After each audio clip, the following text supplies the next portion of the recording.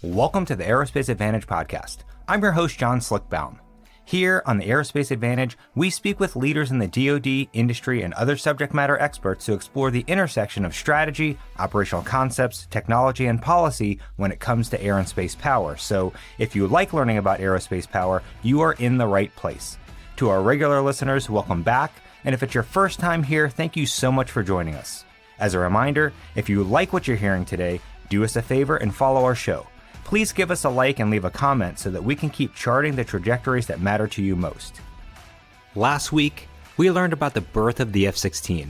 It was an incredible conversation with folks who were there. We covered everything from Colonel John Boyd's study using energy maneuver theory as a design tool, to the lightweight fighter competition, and what eventually transformed into a program of record in form of the F-16. Key actors in this conversation included General Mike Lowe, working in the fighter requirement shop, and an early program manager. Major General Charlie Lyon as one of the initial operational F-16 pilots, and Major General Larry Stutstream discussing what it was like to transfer from a third-generation F-4 to the fourth-generation Viper. These first-hand accounts were incredible, and if you haven't heard part one, you don't want to miss it. It didn't take long for the F-16 to go from the lightweight fighter competition to completing initial flight testing, go on to full-rate production, developing initial TTPs, and declaring initial operational capability on November 12, 1980. 6 months after IOC, on April 28, 1981, an Israeli Viper shot down 2 Mi-8 helicopters. And less than 2 weeks later, a package of 8 Israeli Defense Force F-16s struck and destroyed the Ozrak nuclear reactor in Iraq. The timeline is just astonishing. In 8 years, this aircraft went from a high-speed taxi test at Edwards to full-up air-to-air and air-to-ground combat. The F-16 division of the Fighter Weapons School was formed in 1982. Developmental and operational test squadrons created mission sets and fielded additional hardware to rapidly evolve the F-16 from a cheap, lightweight, day-only VFR dogfighter to an all-weather, day-night BVR and PGM self-escort strategic interdiction platform. The Viper's responsibilities grew from a point defense fighter to adding full-up offensive and defensive counter-air, close air support, forward air control, airborne strategic attack, suppression and destruction of enemy air defenses, combat search and rescue, plus tactical and nuclear responsibilities. By January 17, 1991, U.S. F-16s deployed as major players in Desert Storm. More combat missions were flown by the F-16 than any other aircraft. From striking airfields, military production facilities, surface air missile sites, and a MiG-25 kill, the F-16 was engaged in full-on air combat. So that's what we're here to talk about today. The next step in the F-16's development, combat employment. And we are talking to the men and women that strapped in and went into harm's way. We are fortunate to have an experienced lineup of Viper drivers here at the Mitchell Institute and the Air and Space Forces Association. Lieutenant General Bruce Orville Wright, president of the Air and Space Forces Association, is joining us. He is a fighter weapons school graduate, F-4 and F-16 pilot with 3,200 hours of flight time and 65 combat missions in the F-16, most notably as the 614th Squadron Commander during Desert Storm. He continued to fly the Viper throughout his career, even as the 5th Air Force Commander. Heather Lucky Penney, Senior Resident Fellow here at Mitchell, also flew 2 combat tours in the F-16, but most notably found herself scrambled on the morning of 9/11/2001 to defend the nation's capital region. Lieutenant Colonel Maxwell Efes is an Air Force Fellow serving with Mitchell Institute for his Senior Developmental Education assignment before he pins on full bird colonel. He transitioned to the F-35A, but cut his teeth as a wild weasel in the F-16. Now, I'll also be chiming in. As you know, I spent my career in the F-16, included as an F-16 weapons school instructor and Thunderbird. I also have 265 combat hours in the F-16. General Orville Wright, sir, welcome to the Aerospace Advantage. It is always great to chat with you and talk about your impact on our airmen and guardians with the work you do as the president of the Air and Space Forces Association. But I have to say, it is especially great to talk to you about your time in the F-16. So, sir, thanks so much for being here. And thank you, Slick. Thanks for leading this. And of course, Heather Lucky Penney, always great to have you on the show and spend time with you. And we are lucky, no pun intended, that we got to get out to Edwards and take part of the F-16's 50th anniversary a few weeks ago. And, speaking to the engineers, the maintainers, the pilots, the leadership, it was just an absolutely incredible event. Well, Slick, first of all, you're taking my name in vain. So I need to give total props to the 416th Test Wing and the 416th Test Squadron, led by Lieutenant Colonel Cap Pancini. It was phenomenal what they did in terms of bringing everyone, all the families onto the base, the lineup of F-16s they had from the community that flew in, all of the STEM stuff that they had. For those that are unaware of this event, I mean, they were literally busing kids in like a field trip from their high schools and stuff to come in for the day, hang out with these iconic air power folks and engineers at Edwards and really get a deep dive into what the mission is. And of course, it was an easy opportunity with the F-16 anniversary. But yeah, it really was an all hands community based event. It was just really, really awesome. And of course, Efes, I want to really thank you for being here. You've been a wealth of knowledge on all that's going on in the combat Air Force with the F-35, and I appreciate you sharing your experiences in the Viper since you flew the Viper quite a few hours before going to the Panther. Yeah. Hey, thanks, Slick. Happy to be on the podcast. Looking forward to the discussion. General Wright, sir, good afternoon. It's an honor to be on today's podcast with you. You bet. Thanks, Efes. Awesome. Well, General Wright, I would like to get this thing kicked off. Can you take us back and set the stage of your time getting to the F-16 from the F-4? And you were an experienced fighter jock already, having multiple tours in the Phantom as a Weasel, fighter weapons school grad, 422 test, and then you take command of a Viper squadron after paying the piper with your first round of school and staff. So what was it like in 1988, being an ops officer and squadron commander in Torrejon, Spain? I mean, it was the height of the Cold War, and you guys were training and right in the middle of it. Well, thanks again, Slick, and I appreciate you all putting up with some elder war stories, but this is an opportunity to also reflect on the unbelievable experience, including just the finest human beings and leaders in the world. And that really, as we all know, is what our combat Air Forces experience tend to be about, certainly or go to war experience. Well, I'm going to go back just a few years to late 74 when I graduated from pilot training. There were no F-15s or F-16s available. So I was happy to get an F-4 and go to George. And then from 75 to 84, I flew all the versions of the F-4, C's, D's, and E's while I was at George, and then off to slatted E's at Moody, back over to Kadena, flying F-4C Wild Weasels in the famous 68 squadron. Lots of Cope Thunder time. Clark, we delivered the F-4G at that time. And so as I got ready to go back through weapons school in the F-4E, lots of F-4 experience, but more importantly, lots of very realistic operational experience with lots of airplanes and realistic threats in the air. We had F-5s at Clark and Cope Thunder. We had very realistic SA-2 and SA-3 simulators on Crow Valley Range. And then, of course, once I got to Nellis, that included a 422 assignment. The experience in the F-4 just continued to expand. It was a gift in so many ways. Many of you will remember Joe Bob Phillips as one of the world's most famous F-16 pilots early on in the MOTNE. God rest his soul. He was my ops officer in the 422. And so part of our training, our testing, really our operational test and evaluation, was HAB glass testing. And that really was the initial stages of reducing the radar cross-section of the F-16. At that time, the F-16 had no radar missile.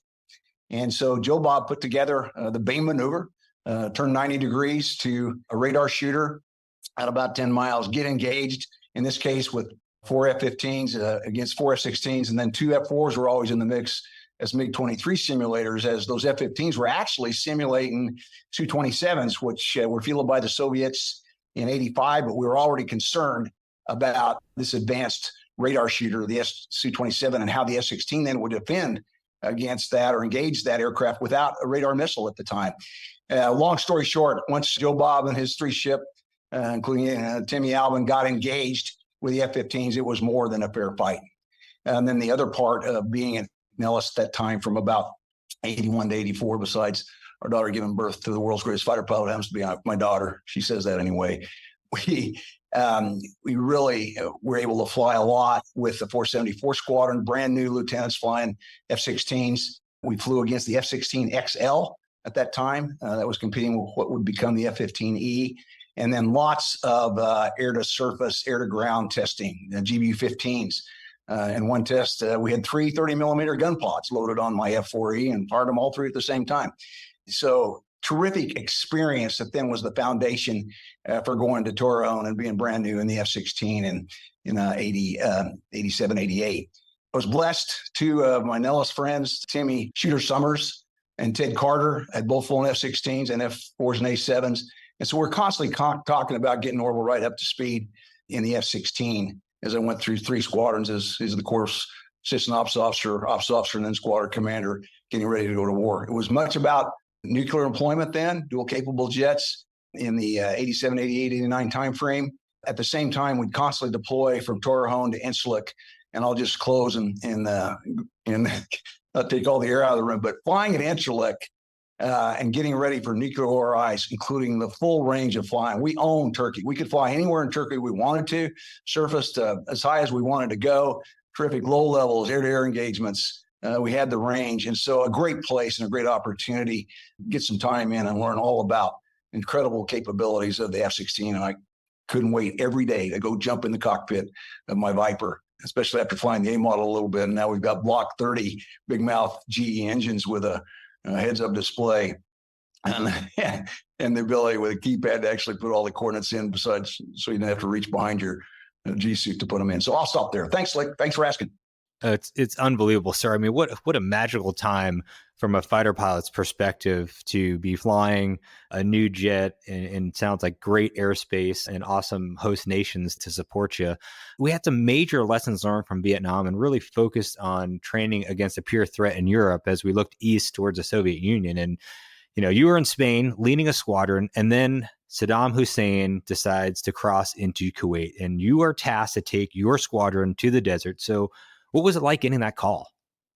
A gift. I mean, we trained all our lives to go to war. General Horner just spoke at our reunion in January for our Lucky Devils. We had about 75 of us there. And he made a great statement. He hates war, but he loves flying combat. And so that's what we were anxious to do.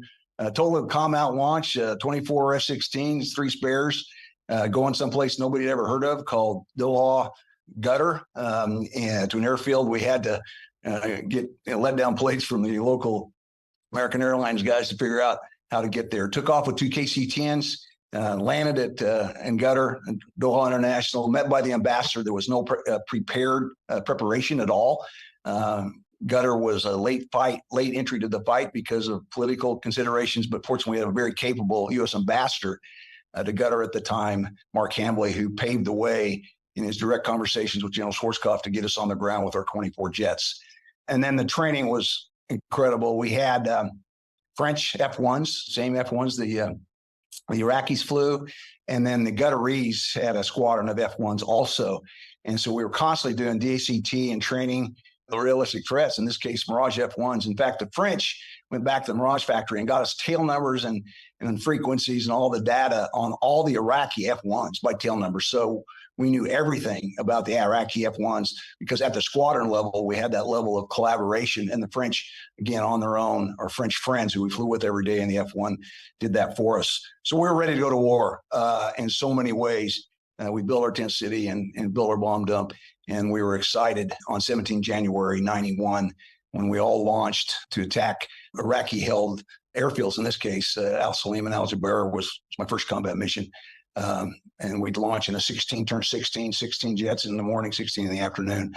And except for one day on the 19th of January when Mike Roberts' Tico's Heist got shot down and I was trying to work the SAR that night, I flew every day for about a month and a half. So lifetime gift. And again, it's the pilots, it's the people, it's the maintainers, it's the bomb loaders as we got together and debriefed a lot of this one more time last month down at Fort Walton Beach.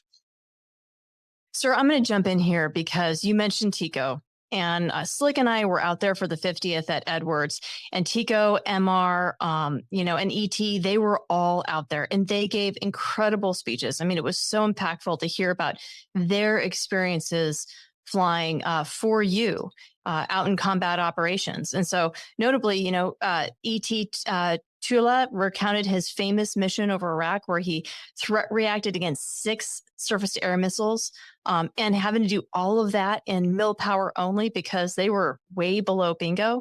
And I think his video has been viewed a few million times on YouTube. Also, Tico Tice and Mike M.R. Roberts, who both were shot down, not nearly as fortunate in that highly contested environment, like it's super MES, right? Super missile engagement zone over Iraq. So, but one of the things that was really amazing was how E.T. was almost brought to tears when he mentioned how important your leadership was to keeping everyone focused and still ready to go off and do the mission the very next day. That had to be a really heavy hit. What was that like leading at that point in time? Well, looking back, somewhat different perspective than then, I could not be more proud of the courage of all the lucky devils, flyers, maintainers, bomb loaders. The war became very real when we lost 2 of our friends in one afternoon. That morning, I'd led an F-16, a 16 ship that was supposed to go to Baghdad area. Our weasels couldn't launch, so we went to alternate targets out west. When I landed and we looked at the mission as it had been somewhat updated, we were tasked against a refinery pretty much in downtown Baghdad and part of a very large package. And if you look at those maps, there were plenty of marked SA-8s, SA-3s, SA-6s, SA-2s that we were going to fly into. I think we were pretty confident by that time, interestingly, probably too confident that the F-4Gs and the F-111s and really the 117s had taken down or would continue to take down the integrated air defense system, which was probably one of the most modern in the world.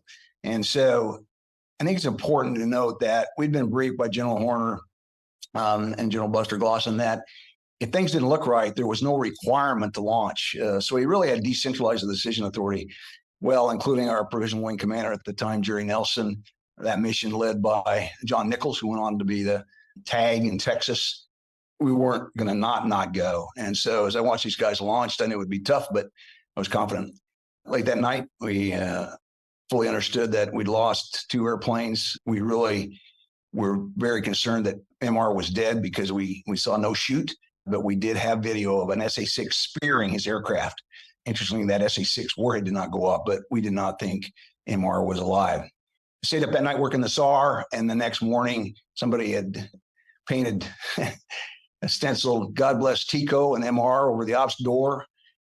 Even though, we were offered by the AOC that we didn't need to fly that day. Every pilot mounted up in 16 airplanes the next morning ready to go to war and slapped that door jamb that said, "God bless Tico and MR."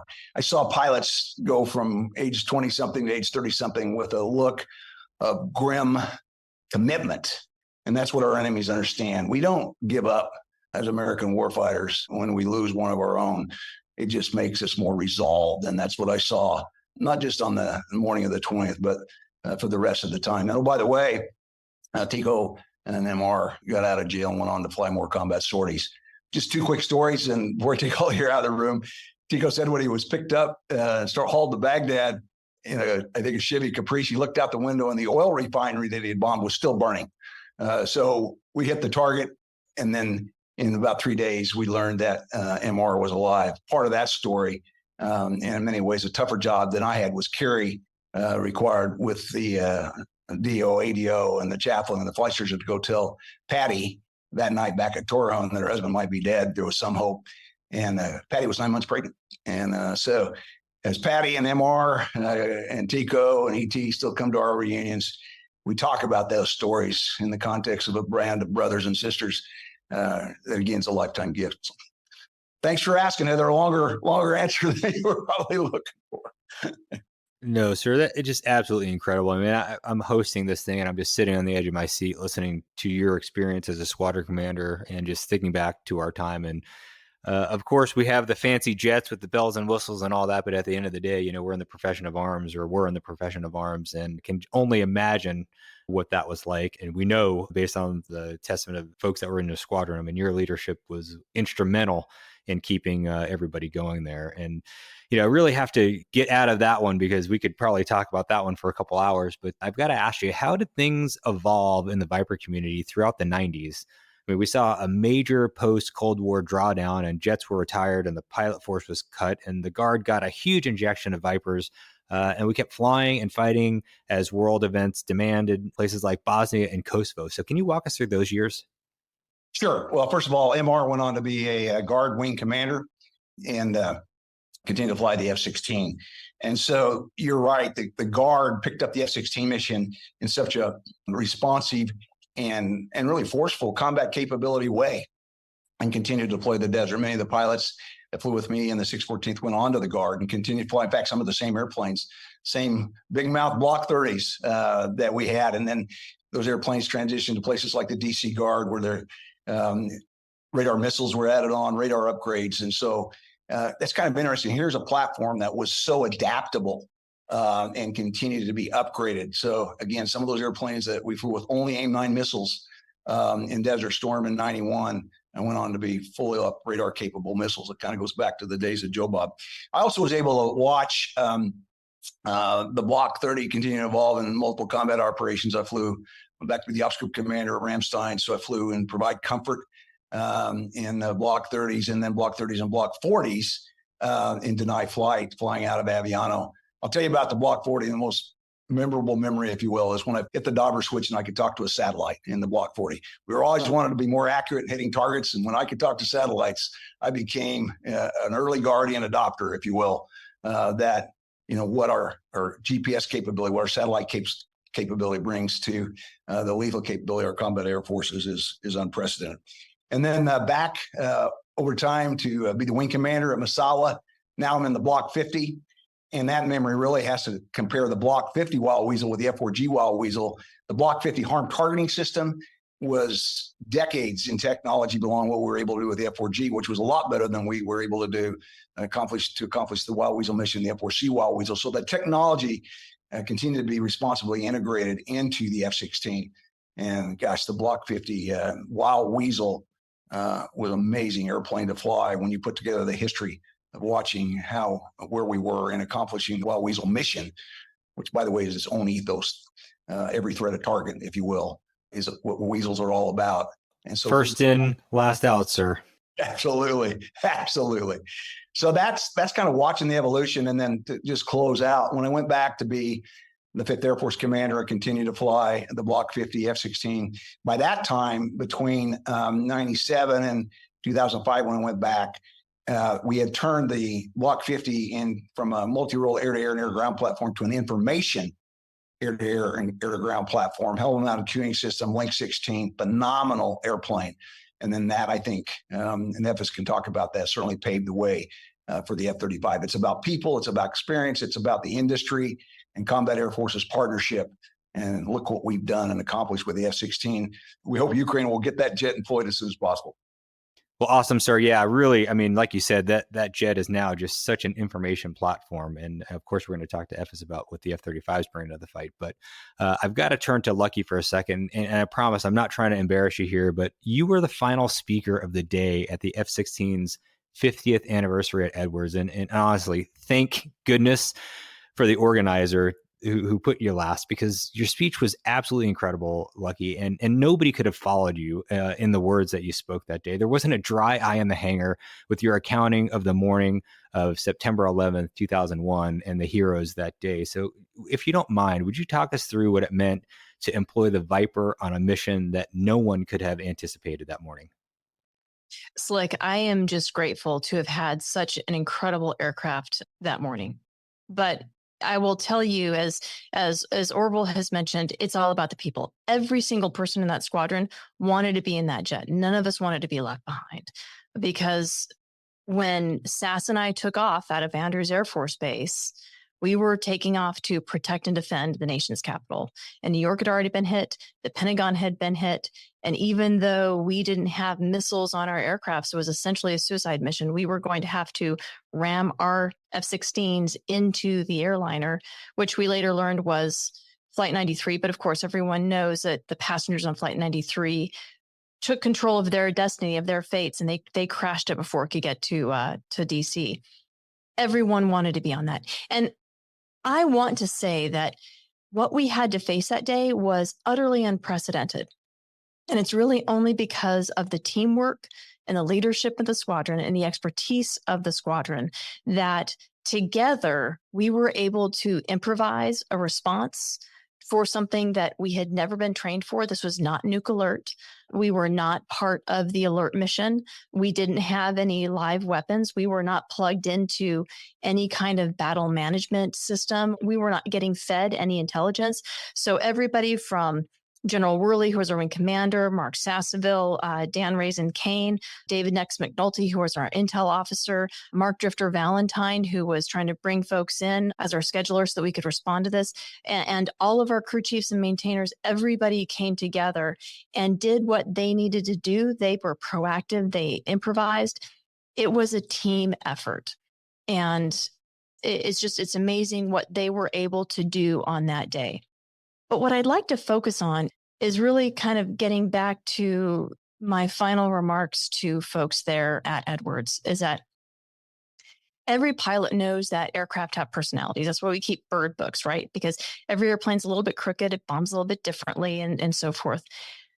But airplanes have souls. And those souls are the sum of everything from the very beginning warfighters who define the requirements and put up their dream sheet, to the designers and the engineers who did the trade-off studies, to the prototypes, to everyone who built the systems, and all the skilled craftsmen who came together to actually, no kidding, manufacture that aircraft, to every mission that jet has been on, whether or not it was training or whether or not it was in combat, and every pilot who has sat in that aircraft. The jets take a little piece of us every time we touch them. And so they hold our memories. They are the last witnesses to us and to what we've been through with those jets as we go off to battle. They remember our fears, our hopes, our victories, our triumphs, and our terrors. And when we are gone, they will be the last ones who remember and the last ones who can tell our stories. And so I am just so grateful to have been part of that. And the F-16, I think, will go down as, if not the, one of the greatest fighters in history because of how enduring and adaptable it has been, because of the foundations of its design, both its aerodynamic design and its handling qualities. I mean, it's not a jet you strap on, it's a jet you become one with, to how its avionics are so flexible. So it's just phenomenal. I will say, though, the jet that I flew on 9/11 is still in service. It was born in 1985. Gives you an idea of how old our fleet is now today. But you know what? I'm going to pivot. Slick, what about you? You've got over 2,300 hours in the Viper. You're a weapons school graduate. You were an instructor. You were an airborne forward air controller and a wild weasel. So you didn't pony up to this in the intros, but I want to put you on the spot. Tell us about your experience in the Viper. What was your combat experience? Well, Heather, thanks. Again, I'm just sitting here listening to your story, and I'm in total agreement with you about how these airplanes have a soul, and you become part of that legacy. I have to tell you, for me, and thanks for putting me on the spot. I mean, as the old adage goes, how do you know you're halfway done talking to a fighter pilot? That's enough about me. Let's talk about flying. So. Yeah. I walk into the triple nickel as a new first lieutenant, just graduating the B course. And of course, 9/11 had just happened, but I walk into the squadron and there are 8 fighter pilots standing at the duty desk. They have no idea who I am. And I just walk in. And if you can just imagine picturing the duty desk with top 3 and the SARM sitting behind the desk, and 8 pilots standing there in G suits, harnesses. They've got their vests on, they're sanitized, 9mm on their chests with a round in the chamber, the safety off, and the hammer halfway clicked back, right? I'm like, what is going on here? I mean, we were in a go to war squadron because we still had combat lines up to an 8 front. So, sometimes we would fly a 16 turn 10 or a 14 turn 8 or something like that. But we still had at least 8 lines a day dedicated to peacekeeping in Bosnia and Kosovo. And it was still a pretty hot area. So, my experience was just walking in and flying combat from home. So that was a bit of an eye opener of like, when you're a lieutenant and you watch Top Gun a lot, like I did, to get myself through college, you go, yeah, man, this is pretty fun. It's sexy. But then when you realize the gravity of what you do for a living, I mean, it could not have been better personified than walking into my first day at the Triple Nickel. And that really just stuck with me. And so, we were on the hook initially to be part of the Northern Front, if you remember that, during shock and awe. And at the last minute, Turkey decided not to let us do combat operations from there, which we were attuned to doing because the squadron had essentially been, flying wartime sorties every day, through the 90s into the early 2000s. And then we did have the opportunity to be part of the fight in OIF and OEF in 2004, where we had folks engage heavily in combat. And luckily, we had folks that were extremely experienced in combat, like people that Gator Moore and General Gus Guastella, to lead our squadron. And, they had stories from Bosnia and Kosovo that we were hearing often about what it was like to do FAC-A and close air support and, working with the brave men and women on the ground. And so all of that together was just, my experience in the F-16 was just so combat focused of, flying across the fence and being within harm's way the majority of the time. So again, like you both have described so far, the F-16 is just one tough combat proven aircraft and will continue to do that for many, many years. But again, I could get off on that, but Lucky, you deployed to the desert as well. So what were your missions like? Yeah, Slick. So it was amazing. So we mobilized for 9/11. We were starting to do combat air patrols 24/7, and we're doing that for like the next year. And then we kind of get word that we are on the tip of the spear for kicking down the door in Iraq. And why was that? Right? I mean, like, we're just a guard unit. So we had these Block 30 F-16s that no longer were managed by the Air Force. So the Air National Guard owned the modernization program, which meant that, we had lightning targeting pods. And by the way, Lightning, the targeting pod, it was night and day difference between the old Lantern pod, right? The Lantern pod, that IR seeker, it looked like a 1970s sonogram. I mean, it was just like a fuzzy blob. These Lightning pods, man, you put that on the jet and you had infrared that was crystal clear. You had an EO, so kind of like a TV, black and white TV capability. It was just a step change difference in your ability to target and guide laser guided weapons. But with the Block 30, we were able to accelerate some modernization. So the software capability upgrade 5 emergency tape release, right? That was a rapid capability insertion, which upgraded us from just having ring laser gyros for our navigational and positional situational awareness to having the GPS embedded, which meant that we could then load up JDAM bombs and drop off of coordinates there. We also had the saddle data link, which was an airborne version of an Army data link. And this was really neat because we could free text on it, which was also important because our tactics that our experienced guard guys developed in less than a year. So we're fielding and we're developing tactics in less than a year from the time we get the notification that we're going to deploy, allowed us to free text with special ops troops that were on the ground. And they were driving around in a little buggy, which was basically a Humvee with a battlefield universal gateway expeditionary, right? So BUG-E, everyone loves their acronyms. But that allowed us to be able to really integrate and do this kind of all domain freewheeling type of tactics that allowed us to scour the desert hunting Iraqi Scuds. And I'm happy to say no Scuds got launched out of the Iraqi desert. It was pretty exciting and only capable because of the unique attributes and systems that we had on the Block 30. And frankly, also the incredible experience that we had within the Guard community. Yeah, what an incredible time. And, Efes, this really takes us into your time in the F-16. Where were you and what did you experience in the combat arena? Yeah, I had the opportunity to fly the Viper for 3 long assignments after the B course before I transitioned to the F-35.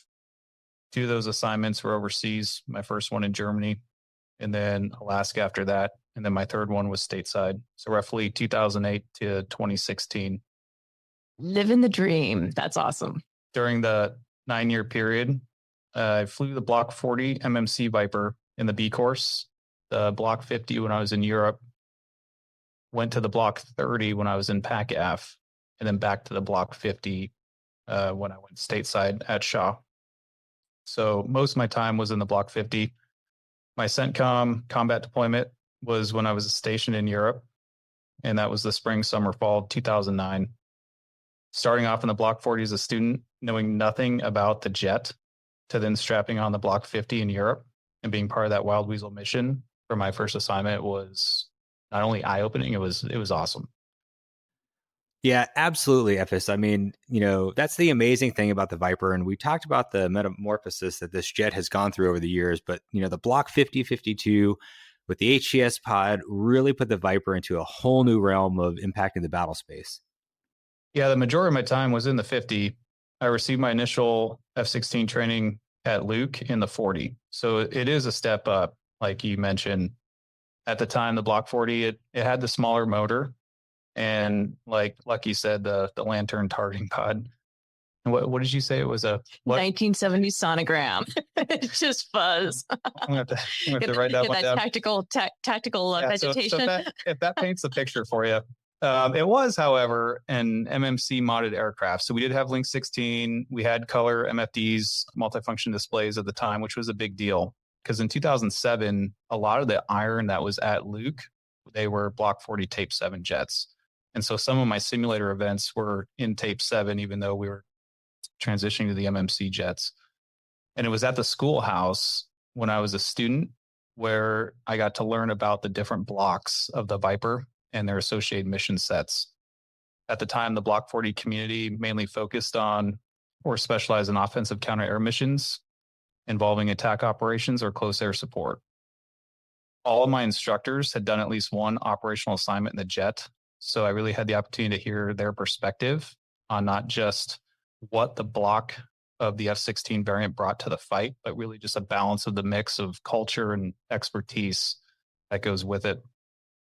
The Block 50 version of the F-16 has the big GE 129 motor, has an IFF interrogator, HGS pod, like you mentioned earlier, for finding and killing surface-to-air missile systems, the sniper advanced targeting pod, and thus focused heavily on the SEAD mission or OCA escort during my time in the jet.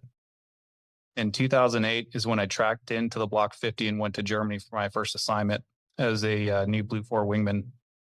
The majority of my time was studying on enemy threat surface-to-air missile systems and really identifying the key nodes of the enemy kill chain in order to be an effective weasel.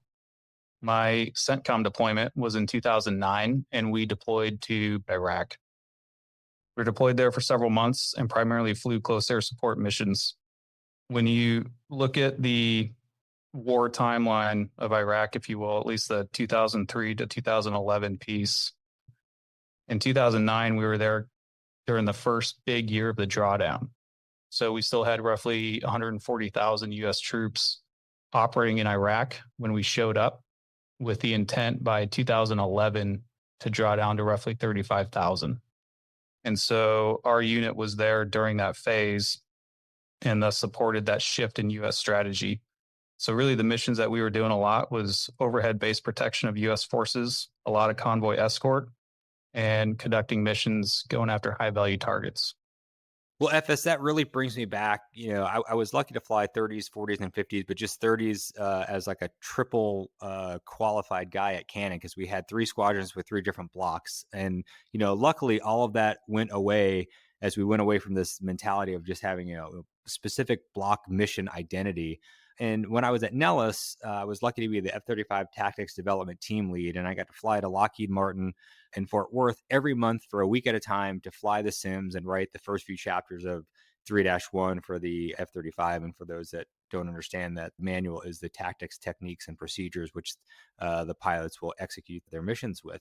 But there's a lot of similarity with the F-35 and the Block 50 with regard to sort of the F-35 is always doing SEAD, kind of in quotes there, and building the big picture. So how do you see it, since you've got to fly both the F-35 and the F-16, how do you see them working together in the battle space? Yeah, that's a good question. That the Air Force is a team, and everyone will always say that. No matter what's out there in the battle space, you're going to operate as a team. Whether it's F-16 Strike Eagles, F-22, you name it, F-35, we got to figure out how to do this as a team. And the weasel culture that was and still is in the F-16 Block 50, Slick, it's ever present in the F-35 Panther community. First in, last out continues with the Panther ethos. The ability to find, fix, track, target, engage enemy threat systems, and prosecute targets with decisive effects is the bread and butter of the F-35. And that came from previous generations like the F-16. Well, Efes, we're honoring the F-16 in these two episodes here, but you are the only fifth gen operator here. So talk to us about why modernization is important. And it's easy for us to get sentimental about the Viper. I mean, we love it, but at the end of the day, we also need to modernize. So what is the fifth gen Advantage all about? Yeah, we just celebrated the 50th anniversary of the Viper. And that's an amazing achievement of aircraft design and capability, and really at an affordable cost. The recent modification efforts that are ongoing with the Viper is awesome. I really wish I had those upgrades when I was flying it. The F-16 has been the backbone of American air power for decades, and it's proven itself as a breadwinner in combat time and time again. And I believe it'll continue to prove itself in combat as it's going to remain operational for the next couple of decades. Again, these are my personal thoughts here. When you look at Vietnam, and when that kicked off in 1965, our nation didn't ask their sons and daughters to fight in SPAs and Newports built in 1915. We would have lost. Fast forward 2 decades into late 1990, early 1991, during the first Gulf War, and listening to the story from General Wright earlier, our nation didn't ask its sons and daughters to fight in that conflict using World War II aircraft built in the 40s like the P-40. We would have lost. What I'm getting at is we need to continue to focus on moving the ball down the field with modernizing our combat fleet. We've got to do that. Transitioning the F-35 from the F-16, for me, it wasn't a linear step in capability or technology. It truly is game-changing in terms of what that aircraft can do with its suite of sensors, its sensor fusion, and its stealth capability. TR-3 Block 4 is a huge piece of that, fifth-gen modernization, and I hope we can get that over the hill and into the hands of the warfighters ASAP. I'm actually really excited to see the new capabilities of the F-16 modernization efforts and what it will bring to the battle space. I'm also really excited and optimistic about TR-3 Block 4 when that hits the front lines of the Panther community. And I'm really excited to see NGAD and CCA when that eventually rolls out. So it is an exciting time to be wearing the uniform. Awesome. Well, Efes, we are so super excited to see you get back in the jet as an 06 pretty soon, by the way. And your voice is going to be so important to lead. And, just to put this in context, I think you're about the same age in a career point where General Deptula was when he crafted the Desert Storm plan. So to say that you have a lot of responsibility and authority where you're at in your career is an understatement. So we are super, super pumped for you. And as always, we are getting tight on time. So I just wanted to say thanks again to you all for being here. And as you each sign off, please feel free to leave us with something you're particularly proud of when you think back at your time on the Viper. Slick, as I look at this, I just have to say I am so grateful for the opportunity to have flown the F-16 and to have been part of this community. Really, truly, some of the best men and women that I will ever be blessed to know. But you know what? You're not off the hook. So share something that you're particularly proud of or fond of about your time in the Viper. Well, thanks, Heather, and for keeping me honest here. But as I'm listening to this discussion, and I think back, I was 17 when I joined the Air Force as a maintainer, and I got to work on lantern pods, and then I got to fly them in the F-16, and then like you. As proud as I wanted to be of that pod, the new technology coming on board, flying a Lightning and a Sniper, and then dual pods and all this stuff. I mean, I'm just so proud to have been part of the team to both work on them and fly them, and then just with all the people like you had mentioned. I mean, just incredible men and women in this community. So that's for me, my biggest takeaway about the Viper. Some of the best times of our lives. Yeah, thanks, Slick, for letting me be part of the podcast team. Looking back, my time flying the F-16, it's an awesome jet, right? No one will refute that. Like Lucky said, it's always been the people. It's always been the maintainers, the pilots, the support personnel that makes the team what it is. And that's what I miss. Well, it's like, this is Orville. What a gift to be with all three of you this afternoon as Carrie and I retire on 1 March. This may be one of my last official duties, but what I would share with you is really under the heading of encouragement. All three of you are warrior statesmen and bring joint operational fluency to the future of the nation's security that you may not appreciate as much as I do. For example, I'm going to take this podcast and send it to Bill LaPlante as the Undersecretary for Acquisition and Sustainment because, he has 26 years, including time at the Johns Hopkins Applied Physics Lab. You all bring a level, again, of experience that really will continue to define the requirements for our nation's security, and whether it's bang for the buck for the taxpayer or the kind of decisive combat capabilities that we must have to effectively deter and then fight and win our nation's enemies. So I'd encourage you to continue to engage. Efes, you're going to be in uniform, we hope, for the next 10 plus years. At the same time, Heather, you have been a fighter pilot, certainly statesman. And again, your knowledge of the joint fight and certainly Slick's knowledge of the joint fight is so needed right now, as Jimmy Doolittle had as his vision to educate the public on what our air and now space forces are all about. It's an honor to serve with you. It's been an honor to serve with you over the years. As Heather said, and I would reiterate, the blessing of our time in the combat air forces, fighter and bomber, the blessing is incredible human beings we got to serve with in the higher calling of defending this miracle, which is the United States of America. God bless you guys. It's been a treat, a gift, really, to be with you this afternoon. Thank you, sir. God bless. All good. Thanks again, Heather. It's an honor to be anywhere with you. Likewise. Sir, you make me smarter, more popular, better looking. And You don't need much help. God bless you. With that, I'd like to extend a big thank you to our guests for joining in today's discussion. I'd also like to extend a big thank you to our listeners for your continued support and for tuning in to today's show. If you like what you've heard today, don't forget to hit that like button and follow or subscribe to the Aerospace Advantage. You can also leave a comment to let us know what you think about our show or areas you think we should explore further. As always, you can join in on the conversation by following the Mitchell Institute on Twitter, Instagram, Facebook, or LinkedIn, and you can always find us at mitchellaerospacepower.org. Thanks again for joining us, and we'll see you next time. Stay safe and check 6.